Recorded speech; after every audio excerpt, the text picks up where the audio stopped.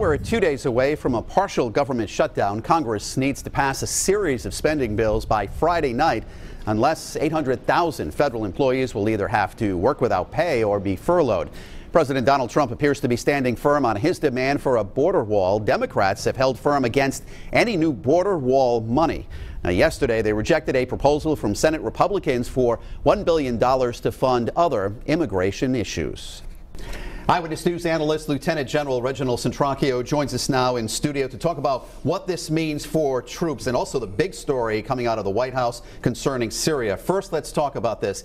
Either way, shutdown or not, does it affect the military? The United States military will not be affected. In fact, Department of Defense, any units within that entity will not be affected. It only involves those federal units that are not part of DOD. All right, so the other big story, General, coming out of the White House is the president saying pulling troops out of Syria. We're talking about the next 60 to 100 days. He is saying that ISIS has been defeated. Your take?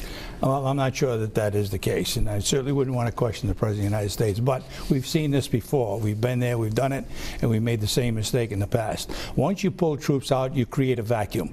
That only means Iran and Russia will fill that backfill. He didn't talk about, obviously, the air troops. He talked about ground troops, and that's exactly what will happen. Ground troops will come in, vacuum fill, and we got the situation all over again. All right, you're talking about that vacuum, so how do we ensure that ISIS doesn't reemerge? You can't. Well, we've seen it. We've done it at least several times before, not only in Syria but in other parts of the Mideast. It's my opinion that taking troops out at this juncture would cause nothing more than what we've seen before. All right, so we have over 5,000 troops in Iraq. How fast would it be to get them to go to Syria if need be?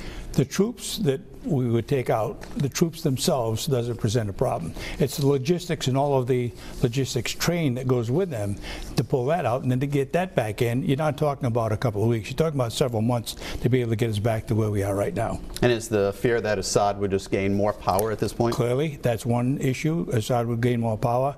Iran is looking for the vacuum as well as Russia. And I guarantee you that would be the case. Once we pull out, they'll fill it. All right, Defense Secretary James Mattis, General, said this, quote, "You win the fight, then you win the peace."